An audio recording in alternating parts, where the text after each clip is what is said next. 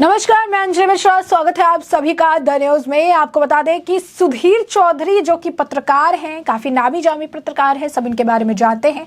अब उनके खिलाफ एफआईआर दर्ज की गई है और एफआईआर दर्ज होने के बाद सुधीर चौधरी की प्रतिक्रिया भी आई है। साथ ही साथ सुधीर चौधरी को अन्य पत्रकारों से भी समर्थन मिल रहा है। आखिर क्या माजरा है जिस वजह से उन पर एफआईआर दर्ज की गई है और कौन उनके समर्थन में अब उतरा है, इसके बारे में आइए विस्तार से जान लेते हैं। तो बेंगलुरु के शेषद्रिमुकपुरम थाने में आज तक के पत्रकार सुधीर चौधरी के खिलाफ एफआईआर जो है दर्ज की गई है। दरअसल कर्नाटक के सूचना प्रौद्योगिकी और जैव प्रौद्योगिकी यानी आईटी-बीटी मंत्री प्रियांक खड़गे का कहना है कि आज तक के एंकर जानबूझकर सरकारी योजनाओं पर गलत सूचना फैला रहे हैं, जिसे सबसे पहले भाजपा सांसदों ने शुरू किया था और मीडिया के एक वर्ग द्वारा इसे बढ़ाया जा रहा है। यह जानबूझकर और दुर्भावनापूर्ण है। एफआईआर दर्ज होने के बाद पत्रकार सुधीर चौधरी ने पोस्ट करके लिखा कि कर्नाटक में कांग्रेस सरकार द्वारा मेरे खिलाफ एफआईआर की जानकारी मिली। सवाल का जवाब एफआईआर, वो भी गैर जमानती धाराओं के साथ, यानी गिरफ्तारी की पूरी तैयारी। मेरा सवाल ये था कि स्वावलंबी सारथी योजना में हिंदू समुदाय शामिल क्यों नहीं है। इस लड़ाई के लिए भी मैं तैयार हूँ, अब अदालत में मिलेंगे। वहीं सुधीर चौधरी के पोस्ट पर पत्रकार सुशांत सिन्हा ने भी प्रतिक्रिया दी और अपना समर्थन जताया।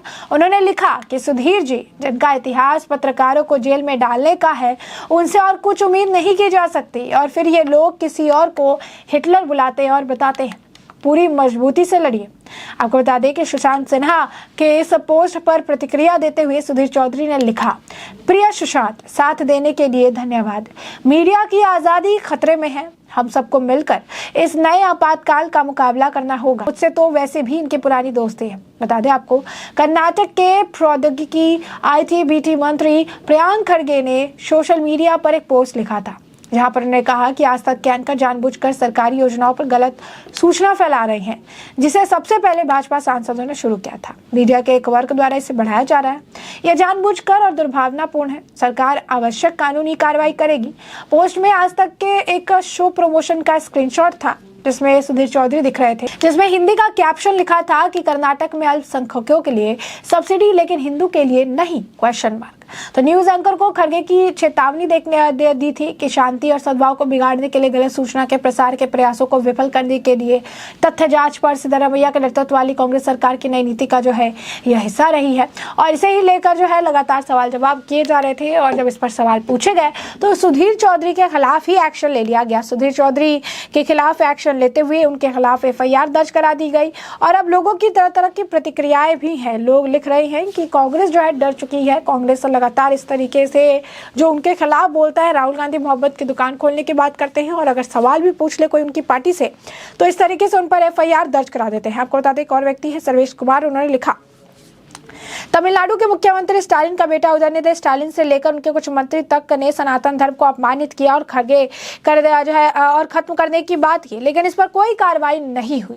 लेकिन एक राष्ट्रवादी पत्रकार सुधीर चौधरी ने प्रश्न पूछने पर कार्रवाई हुई। कांग्रेसी लोकतंत्र, क्वेश्चन मार्क। एक और व्यक्ति ने लिखा, चंदन शर्मा ने लिखा, पहले मनीष कश्यप, फिर जो है मोनू मानेसर और अब सुधीर चौधरी, एक एक करके राष्ट्रवादी हिंदुओं को विपक्ष द्वारा टारगेट किया जा रहा है, लेकिन भाजपा चुप है। अगर कोई आवाज उठाता है तो वह मेरे और आपके जैसे राष्ट्रवादी हिंदू है। क्या भारत में राष्ट्र हित की बात करना गुनाह है? अगर राष्ट्र हित की बात करना गुनाह है तो मैं चंदन शर्मा रोज यह गुनाह करता हूं और करते रहूंगा। उन्होंने कहा कि जब भी किसी राष्ट्रवादी हिंदू को आवश्यकता की हुआ है, मैं निस्वार्थ उनके लिए खड़ा रहा हूं और ऐसे में ये निवेदन है सभी से कि इस तरीके से राष्ट्रवादी हिंदू पत्रकारों का जब बुरा वक्त है तो ऐसे में उनका साथ जो है आप बिल्कुल ना छोड़ें, उनके साथ आप रहे। तो अब देखिए किस तरीके से लोग लिख रही हैं। उसके बाद प्रशांत उमराव बीजेपी के प्रवक्ता हैं, उन्होंने भी लिखा है, कर्नाटक में सुधीर चौधरी पर एफआईआर दर्ज की गई। इसी प्रकार अर्णब गोस्वामी, अमीश देवगन और अमन चोपड़ा पर भी मुकदमे करके उन्हें प्रताड़ित जो है किया गया।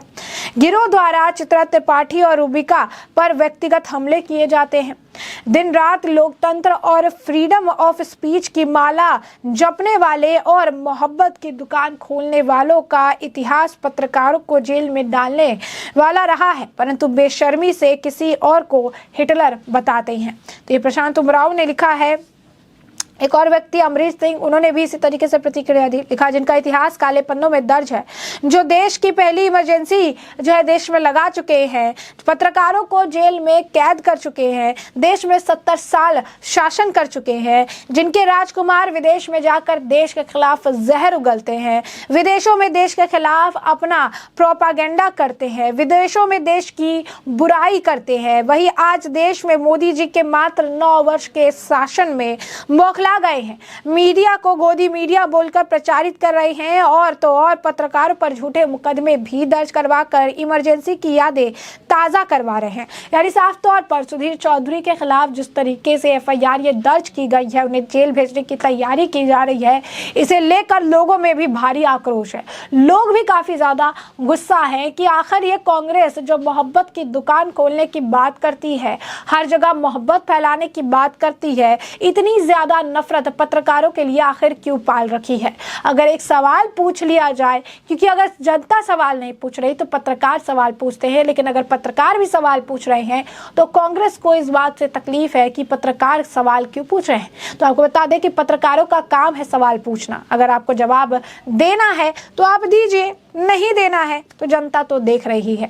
अब ऐसे में अगर सवाल पूछे तो उन पर एफआईआर दर्ज कर देंगे, कितने लोगों का मुंह बंद करेंगे। कमेंट सेक्शन में लोग जो है कमेंट कर कर पूरा कमेंट सेक्शन भरा पड़ा है, जहां आज के वक्त में लोग कांग्रेस की सरकार पर तंज कस रहे हैं, उनके खिलाफ बोल रहे हैं, बता रहे हैं कि पत्रकारों को जेल में डालने वाला इनका इतिहास है, इमरजेंसी इनके द्वारा जो है लगाया गया, 70 साल में इन्होंने जो नहीं किया 9 साल में मोदी सरकार ने कर दिखाया, और यही कारण है कि इनकी बौखलाहट जो है देखने के लिए मिल रही है। और आप समझ सकते हैं कि जब इस तरीके की प्रतिक्रिया आ रही है, लगातार लोग लिख रहे हैं, तो लोग कांग्रेस के बारे में क्या सोच रहे हैं। तो कांग्रेस के नेताओं द्वारा, मंत्रियों द्वारा क्या इसी तरीके से सभी को जेल में डालने का काम किया जाएगा, सबके ऊपर एफआईआर दर्ज किया जाएगा। और सबकी बात छोड़ दीजिए, इस पर आज के वक्त में सुधीर चौधरी पर एक सवाल पूछ लेने पर ज्ञान देने वाले प्रियांक खड़गे कल तक सनातन धर्म को बीमारी से कर रहे थे, कल तक सनातन धर्म को खत्म करने की बात कह रहे थे, उनके खिलाफ तो कोई एक्शन नहीं हुआ। जब अपने तरीके से सनातन धर्म पर विवादित बयान देते हैं तब प्रियांक खड़गे के खिलाफ तो कोई नहीं बोलता, प्रियांक खड़गे के खिलाफ कोई एक्शन नहीं लिया जाता। लेकिन अगर पत्रकार सवाल पूछ ले तो पूरी की पूरी इनकी जो लॉबी है, जो एजेंडा प्रोपेगेंडा गैंग है, ये पूरी तरीके से एक्टिव हो जाती है और उसके बाद जो है एफआईआर कराया जाता है, उन्हें जेल भेजने की तैयारी की जाती है ताकि पत्रकारों की आवाज को दबा सके।